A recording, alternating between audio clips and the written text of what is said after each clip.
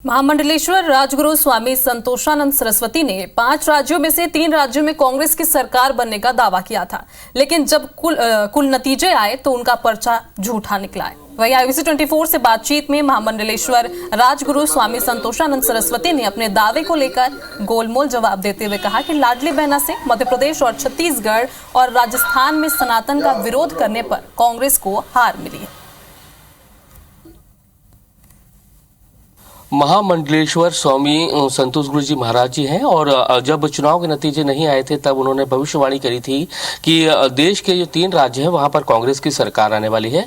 क्या लगता है महाराज जी, ये पर्चा तो आपने बनाया था, जैसा कि हमारे कहने पर ये पर्चा था, लेकिन आज क्या आपको लगता है स्थिति ऐसा क्या हुआ? ये तो उलट ही हो गया। 3 राज्यों में आपने कांग्रेस की सरकार बताई थी, लेकिन 3 राज्य में बीजेपी की सरकार आ गई, केवल तेलंगाना में कांग्रेस की सरकार रही है।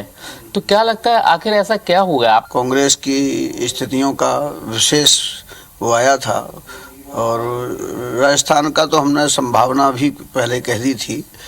छत्तीसगढ़ का केवल कांग्रेस का खास कहा था, बाकी तो ये भी कहा था हमने उसमें कि मध्य प्रदेश में अंततः भाजपा सरकार बनाएगी, सीटें कांग्रेस की भी अधिक आएंगी। लेकिन आपने फिगर दिया था 116 से 120 सीटें कांग्रेस की आएंगी, 67 सीटों पर सिमट कर रह गई। ग्वालियर चंबल से आपने बढ़त बताई थी, वो भी बहुत पीछे रह गया। छत्तीसगढ़ की बात करी थी, छत्तीसगढ़ भी बहुत पीछे रह गया।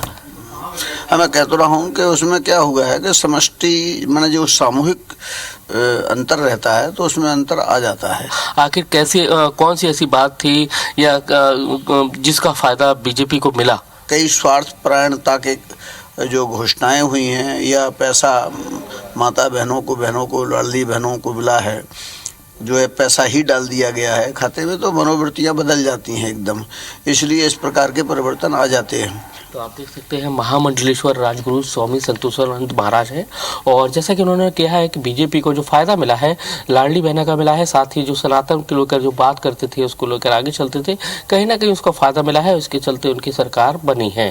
कैमरामैन राजकुमार कुशवाहा के साथ नासिर गौरी, IBC 24 ग्वालियर।